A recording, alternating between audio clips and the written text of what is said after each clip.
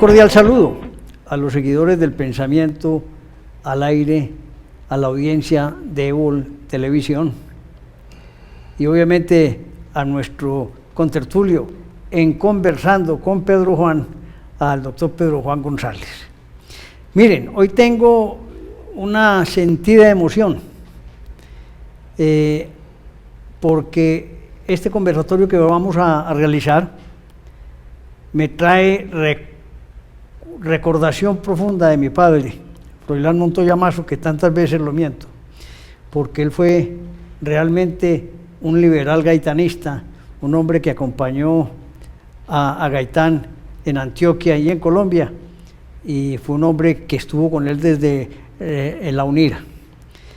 De manera que por eso recordar desde su nacimiento hasta sus frases y palabras me hace sentir ser un liberal, pero soy un libertario, soy del pensamiento claro, de respeto por la democracia, por la libertad de empresa, por los derechos humanos, pero fundamentalmente mantengo conceptos religiosos que me apartan de otros en el sentido ya personal.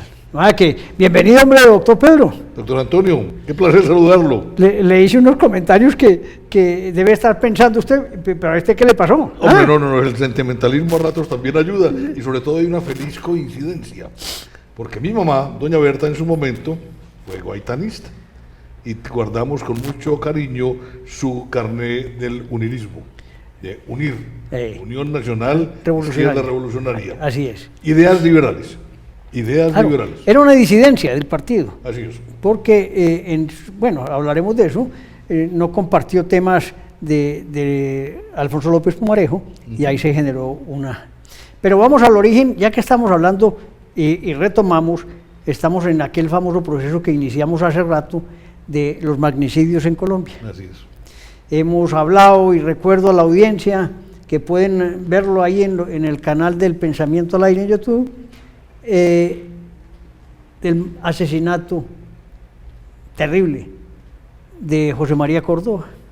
Luego hablamos de Antonio José de Sucre, y hicimos un programa estupendo con el nieto de Rafael Uribe Uribe sobre el magnicidio del general liberal Rafael Uribe Uribe. Y entramos hoy en este tema de Jorge Eliezer Gaitán. Entre otras cosas, Pedro, hay una coincidencia muy simpática. El inicio de la Guerra de los 1000 días y el nacimiento de Gaitán. Así es, 1898, barrio Las Cruces de Bogotá. Hombre, un hombre de cuna humilde. Muy humilde. Muy humilde. Su padre hizo muchos empleos, pero terminó como librero antiguo, ¿no? Vendiendo libros de segunda, rebuscándose, pues, ahí no hay nada más que ver. Lo que uno ve en las calles hoy de las ciudades con los que venden libros. Inmediatamente pueden traer a la memoria ustedes, a la mente, ese recuerdo del papá de Gaitán. ¿Y su madre? Sí, una señora que tuvo mucha influencia sobre él, porque como eran tan pobres no tuvo la posibilidad de empezar rápido a estudiar. Entonces ella le enseñó las primeras letras y lo invitó y lo incitó a que se metiera a la escuela pública. Y ahí empezó él a descollar dentro de su capacidad, no solamente intelectual, sino de movilización de gente. Inclusive terminó la primaria ya mayorcito, en 1911. Eso, y tuvo que parar durante 2 años. Y tuvo que parar durante 2 años. Es que la cosa es muy meritoria. La cosa es muy meritoria. Y después estuvo para terminar sus estudios de bachillerato en 2 colegios, uno hasta quinto de bachillerato, que es lo que se hacía, y sexto en el otro, y el sexto en el otro.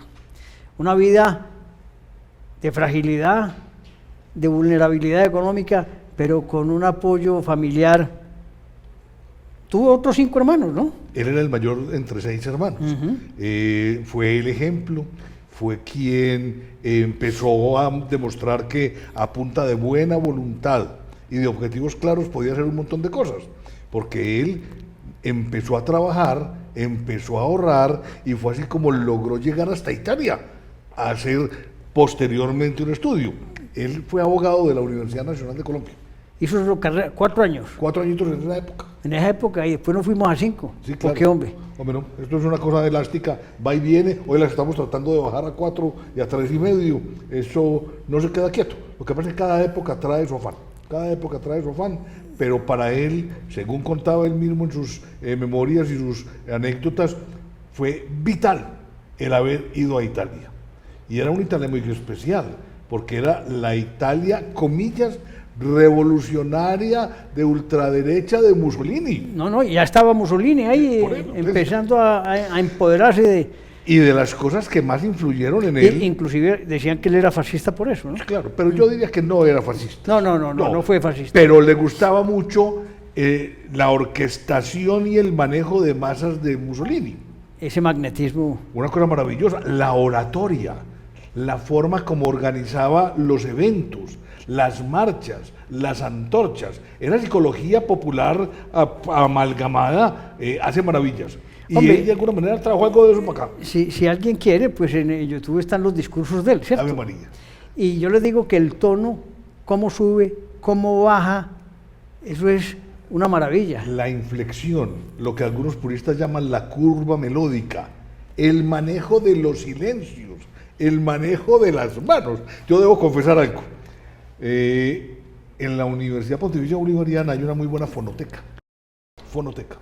Y en algunos momentos de desparche entre clase y clase, como docente, me iba para la fonoteca a oír discursos. Y oía discursos de Gaitán, de Mussolini, aunque no entendía, de Hitler, aunque no entendía, aún del presidente Kennedy, John Fitzgerald Kennedy. Hombre, hay gente que maneja la palabra de una manera asombrosa y es capaz a través de la palabra de movilizar, de hacer pertenencia, de hacer parte de un colectivo. Eres un embrujo, eres una maravilla. Es las muchedumbres. Ave María, por Dios. Embrujadas por la palabra. No. Hombre, es una delicia. Yo también confieso que, inclusive empezando mi vida también de estudiante de Derecho, y con mi papá sobre todo, oía los discursos de Gaitán permanentemente y me gustaba. Sí. Por eso digo que tengo una gran sensación aquí, porque Gaitán es un personaje que también cambió la historia de Colombia. Así es. Además porque se empezó a comprometer con causas sociales importantes. Yo diría que hay una pequeña reflexión inicial que nos ayuda a enmarcar un montón de cosas. Nosotros hablamos de muchas crisis, ¿cierto? Yo las clasificaría en este derrotero. Crisis de confianza, crisis moral, crisis ética, crisis legal y crisis institucional. Dentro de las arengas que utilizaba Gaitán había 3 muy famosas. Contra la oligarquía, por la restauración moral de la República y a la carga. Sí, ¿Cierto? sí. Son las 3 de él, pero restauración moral de la República, eso lo estaba hablando desde el 30. Ahora, a él le correspondió romper un poquito un cierto halo de impunidad que se tejió en Colombia con la masacre de las bananeras. Es que la masacre de las bananeras fue en 1928 y él, siendo representante en el 31, la denunció públicamente. 3 años de silencio, 3 años de ocultamiento, 3 años de, ¿cómo se llama eso?, de complicidad. Mire, pero es que también hay que entender un poquito, él estaba en el año 28, estaba regresando de Italia, que ya había especializado en la universidad con Enrico Ferri, Sí. Que es un gran penalista, y ahí hizo su gran tesis, inclusive sobre el derecho penal, que era que fue laureada con un cum laude en Italia. Así es. Y llegó aquí y empezó a ver la situación de Colombia. Claro, tal cual. Pero tuvo que llegar alguien de afuera porque los de adentro No eran dijeron nada, capaces, ¿cierto? no dijeron nada. No dijeron nada, callados. Entonces, ese pecado de omisión, él también lo supo utilizar y lo catapultó, sabiendo que él ejercía el derecho penal, pero ejercía su profesión Sí, de abogado y como- litigaba. Es muy importante también recordar que la víspera de su asesinato estaban celebrando una cosa muy especial, que fue que había ganado un juicio, porque estaban acusando a un miembro del ejército de haber violado a una mujer, ¿cierto? Y era muy famoso el ejemplo o se volvió muy famoso puso en pleno escenario jurídico, ¿cierto? Que es que si yo tengo aquí una aguja y aquí tengo un hilo, si yo muevo la aguja es muy difícil meter el hilo, ¿no? Entonces es una cosa bien compleja. Era una cosa bien compleja. Ese fue el caso del teniente Cortés. Claro que sí. Ese terminó de celebrar a la 1 de la mañana, se fue para su casa y saliendo de su oficina a la 1:15 de la tarde lo asesinó El señor Roa. Juan Roa Sierra. Sí, el mandadero. Sí, claro, como todos. Sí, claro, muy bien. Pero volvámonos, hombre Pedro, volvámonos porque aquí hay que contar que este hombre fue y ocupó todos los cargos públicos posibles. Así es. Fue diputado, Sí, fue representante de la Cámara, sí. fue senador, magistrado de la Corte, alcalde. Ministro dos veces. Ministro 2 veces. Alcalde de Bogotá. Alcalde de Bogotá, ministro de Educación Y de ministro trabajo. del Trabajo. Así es. Miren pues que su carrera no es de un aparecido. Se formó no solamente en las líderes jurídicas propiamente dichas, sino en una carrera jurídica grande Y brillante. y brillante política. Es un hombre que no le faltó nada, no le sobró nada y fue asesinado miserablemente. Lamentablemente. Algunos dicen que eso partió en dos la historia del país y que todavía no nos hemos podido recuperar de ese suceso. Yo pienso eso. Pero vamos a ver todo ese contexto histórico que había. Sí, El Partido Liberal había perdido las elecciones, sí. en las cuales él fue candidato Sí, contra claro. Gabriel Turbay, Sí, claro, la disidencia del Partido Liberal. en la disidencia del Partido Liberal, y fueron derrotados por Mariano Ospina Pérez. Claro. Divide y vencerás, ¿no? Divide y vencerás. Entonces, Gabriel Turbay salió derrotado y salió muy triste y se fue para Europa y allá murió. Allá se fue. Como Gaetano obtuvo la tercera votación, inmediatamente ante la pérdida del doctor Gabriel Turbay, él asumió las riendas y la dirección general del Partido Liberal. Y ahí fue cuando se impulsó para lo que se venía. E inmediatamente, en el año 46, fue elegido en una gran congregación jefe del Partido Liberal Ahí fue el Partido Liberal. y candidato a la presidencia, A la que venía. a la que venía. Así es. Y todo indicaba que iba derecho para la presidencia. ¿Cómo era la situación económica en ese momento en Colombia? Muy compleja. Como siempre en Colombia, muy compleja, pero es que no es ninguna novedad, ¿cierto? Hay que tener en cuenta que él desarrolló sus primeros años en medio de lo que aquí llamamos la hegemonía conservadora.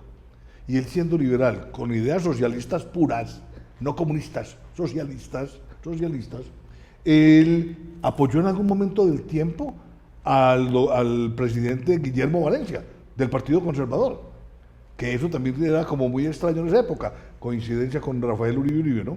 Sí, Coincidencia, porque es que la grandeza está por encima de los intereses individuales y partidistas, por encima lo del país. Él también. pensaban claramente, el Pensaban país por claramente. encima, sí. A él le tocó también entonces, aunque estaba más en Italia en ese momentico, el gobierno pusilánime de Abadía Méndez, ¿no? No, Y entonces Juan, entre llegó... otras cosas, interrumpo aquí, Abadía casi que lo elegía pues el cardenal, pues. No, lo ungían, no era elección, sino Sí, unción. ungía. No, qué cosa tan horrible. Listo. Y a este señor le tocó primero. Recordemos, perdimos a Panamá. En 1924 nos indemnizaron. Sí. Mal indemnizados, pero indemnizados. Una platica, sí. 24 millones de dólares dicen que lo dio la misión Kenmerer. Kelmer, sí. Pero la misión Kenmerer era muy especial, porque es que no nos entregaron la plata, sino que se utilizó ese dinero para fundar el Banco de la República. Banco de la República. Es que antes había diferentes bancos y cada banco emitía su propia moneda. No teníamos un papel moneda único. Único, ¿no? Entonces eso se centralizó, se organizó como debe ser en una época, digamos, de fortalecimiento del capitalismo a nivel mundial, y él empezó a organizar y modernizar lo que eran las finanzas. Dentro del contexto económico, ¿qué había? Primero, una gran inquietud, como siempre, con la tenencia y la propiedad de la tierra. Lo segundo, había por allá un ruido porque es que en Rusia estaban pasando unas cosas muy raras y Colombia estaba comenzando a industrializar y empezaron a llegar como ciertas ideas de carácter sindical, ni buenas ni malas, simplemente unas ideas. Él recogió unas cosas, recogió otras y no recogió otras. Eso sí, él comenzó a ver que Colombia tenía una constitución en su momento, la del 86, muy presidencialista. Entonces él, dentro de sus propuestas estaba, vamos a reformar la constitución para quitarle protagonismo a la presidencia, que lo hemos hablado nosotros dentro de otras curiosidades, para que haya equilibrio de poderes, pues, no era para otra cosa distinta. Y además él comenzó a hablar en sus términos de lo que posteriormente se conocería en la época tanto de López Pumarejo como de Carlos Lleras como reforma agraria. Reforma agraria. Sí. Él tuvo una gran influencia en la base campesina de Cundinamarca, de Tolima, y del Viejo Caldas, en su momento el Viejo Caldas. Tanto es así que en varias ocasiones las autoridades dispararon contra los que estaban asistiendo a reuniones políticas a campo abierto de Gaitán. Tal cual. En eso yo creo que también es importante para nuestra audiencia recomendar un texto que para mí es históricamente importante, que se llama Cóndores no entierran todos los días. De Gustavo Álvarez Gardiazabal. De Álvarez Gardiazabal, que aun cuando habla de un periodo un poco más posterior, pues sí muestra cómo es ese proceso de violencia y de desplazamiento interno en Colombia. Y de lo que fueron los grandes jefes en las comarcas que mandaban. Y ahí había también, acuérdate, en clase, tengo la imagen de Antonio Montoya en clase hace 823 años, cuando hablábamos de este tema. En esa época, el director de la policía departamental lo nombraba el gobernador. No había policía nacional. Claro. La policía era departamental. Entonces, uno podría decir que el comandante de la policía regional era cuota política de. Dependía, claro. Claro, entonces, eso, para lado y lado. Pues eso también para lado y lado, ¿cierto? Pero eso generó unas condiciones muy complicadas. Muy complicadas. La economía no era buena. Era No. una economía muy rural, muy rural todavía. Muy rural. Y una ruralidad muy incipiente. Así es. Y aún una ruralidad influenciada por capital extranjero. Es que la masacre de las bananeras se da porque la United Fruit actuaba aquí como Pedro por su casa, sin Dios ni ley. Acuérdense que uno de los pecados capitales que hemos cometido en este país es que para la masacre de las bananeras el presidente de turno le entregó el mando del comando de policía del ejército al gerente de la United Fruit. ¿Cómo le parece? Por Dios, hombre, eso pues no tiene perdón de Dios. Hombre, entre otras cosas hablaremos algún día de la masacre de las bananeras. Es una historia que no sabemos ni cuántos muertos hubo realmente. No. Si fueron 3.000, si fueron 10, si fueron 100. Así es como algo que está ahí en el ambiente, que me gustaría, inclusive si alguno de ustedes tiene libros sobre esa época o algo de historia sobre esa época, que nos lo haga llegar al pensamiento, porque tenemos un vacío. Así es. Creo que coincidimos en él, en un vacío histórico de la magnitud de lo que fue esa masacre de las bananeras, Sí. que no fue cortada a tiempo, y si hubo masacre, pues para ser precisos. Que quede claro, si no fuera por García Márquez en 100 años de soledad, yo creo que muchos colombianos todavía no se habían dado cuenta que esa cosa había sucedido. Y sucedió. Y sucedió, sin duda alguna.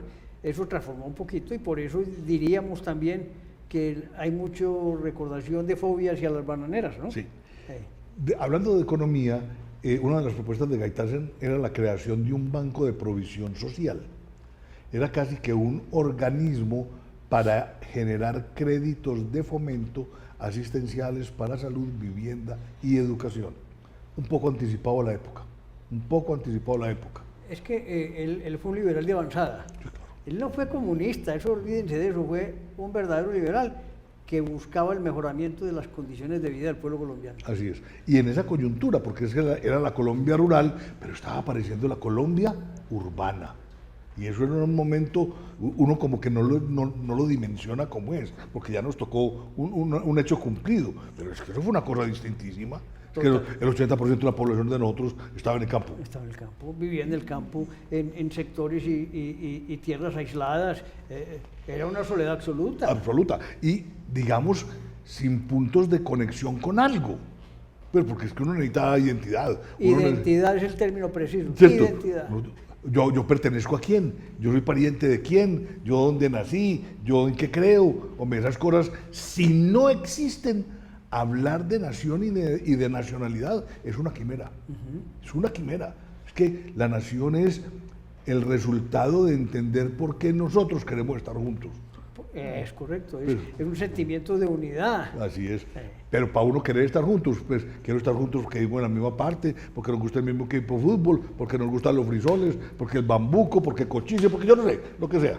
Pero hay un sentimiento. Claro, claro. Hombre, Pedro, ¿cómo pasa el tiempo, no?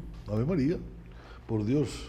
Vamos a tener que, dentro de poquito, terminar este programa. Sí. Y continuar una segunda parte. Bienvenido porque, sea. Con vos es un problema. Nos extendemos. Nos extendemos por votar corriente, hombre. Hay que contextualizar, hay que contextualizar. Ok. Retomando,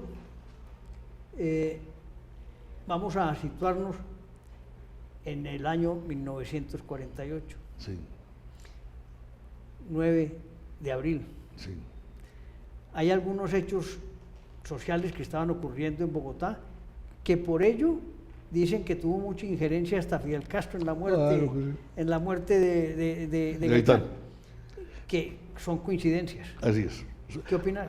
Yo diría que ahí, en ese año 48, pasaron muchas cosas previas a ese vil asesinato. Lo segundo, había un ambiente social caldeado. 2 mesecitos antes, él había convocado a una manifestación pública que no tenía antecedentes en la historia del país y se llamó la Marcha por la Paz y la Oración por la Paz. Y permítanme, yo la describo muy simplemente. Se convocó para las 5 de la tarde en la Plaza de Bolívar a que los seguidores de Gaitán fueran, pero que llenaran la plaza desde las 2 de la tarde. Y que eso sí, en el periodo de tiempo entre 2 de la tarde y 5 de la tarde no se escuchara un solo grito, que no hubiese sino banderas negras, porque el Partido Liberal y Colombia estaban de luto porque la matanza que estaba pasando, ¿cierto? Hombre, llega este hombre y proclama con ese estilo, con ese sentimiento, con esa cosa, la oración por la paz. Y yo invito a los colombianos todos que busquen en la enciclopedia, en Google, y lean la oración por la paz. Después de uno terminar de leerla y entenderla, entienden por qué. Al señor había que matarlo. Mire y lo mataron. Él le decía al presidente en esa oración por la paz una frase que me ha gustado a mí toda la vida. Señor presidente, aquí no hay aplausos, sino millares de banderas negras que se agitan. Excelentísimo señor, sois un hombre de universidad y por lo tanto os debo llamar la atención. Este hecho sin precedentes en la historia de Colombia. Estaban acabando. Por Dios. Con la gente. Pero para colmo de males, en ese momentico le estaba desarrollando la conferencia panamericana en Bogotá. Y de manera explícita, el señor Laureano Gómez no dejó que invitaran a Gaitán. De ahí surge aquella cosa, la conjetura, de que entonces allá había unos manejos todos extraños y que aún gente foránea, se habla de Fidel Castro, tuvo que ver con esa cosa. Y es posible que sí y es posible que no, ¿cierto? Lo que es claro es que aquí se puso en evidencia algo que históricamente ha sido real en Colombia. La oligarquía, como él la denominaba, se empanicó con esa manifestación. Que no habían visto una cosa igual. Eso fue en febrero. Sí, una plaza horrible. ¿Cómo es que este hombre es capaz de llenar la plaza de Bolívar y decirle a todo el mundo que hay que callado? ¿Cómo será si les dice que ataquen? Pues ese es el raciocinio, para no votar corriente. Y eso contravino todas las teorías psicológicas de muchedumbres. Eso fue una cosa horrible. Vean esta belleza de frase también, permítame, pero es que yo me emociono con esto, ¿cierto? Con esto termina la oración por la paz. Os decimos, excelentísimo señor presidente, bienaventurados los que no ocultan la crueldad en su corazón, los que entienden que las palabras de concordia y de paz no deben servir para ocultar los sentimientos de rencor y de exterminio.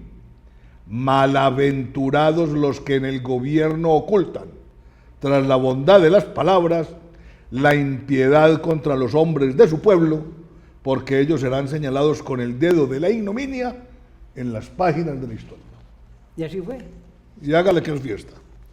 Hombre, entre otras cosas también, no solamente en Bogotá, sino en las grandes capitales en su momento, en Medellín, en los pueblos de Colombia, ya empezaban los asesinatos de los conservadores contra los liberales. Sí, claro. Lo que se llama los pájaros y los chulavitas, Los pájaros. organizados alrededor de unos movimientos todos extraños. Ahora, aquí no se trata de decir quién tiene la culpa de nada. No, la culpa la tienen los dos, la tenemos La culpa todos. la tienen los partidos por una cosa más grave, y es que los partidos pelearon fue por unos colores, rojo y azul, y no se entendía cuál era la verdadera ideología. Que no se pierda en la historia. El 15 de febrero de 1948 se pronunció un discurso en el cementerio de Manizales, después de que en una manifestación mataran a varios seguidores de Gaitán. Es una cosa conmovedora. Y Conmovedora. hubo otra marcha, la marcha de las antorchas. Claro, que era una manera. Mussolini. Eh. No, pues olvídese, no hay nada más que hacer. Eso es nada más. Pero él tenía una estrategia especial. Él vio que la marcha de las antorchas de Mussolini era muy organizada, ¿cierto? Y había distancia entre una fila y otra. Para que Él no dijo- diga más la gente, Él dijo que no, juntos. para que se viera como un río que avanzaba. Esas eran sus palabras, como un río que avanza.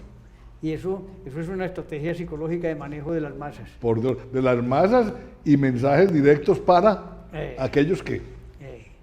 De manera que, hombre, uno ve en los discursos de Gaitán unos mensajes de concordia y de paz. Sí, también. Nunca, digamos que fue un incitador de la violencia, No, pero fue un denunciante. pero sí denunció la Él violencia. denunció. Eso sí, pues, y de frente. Y de Señor presidente, ejerza pues, que es que nos están matando. Nos están matando. Ese era el mensaje.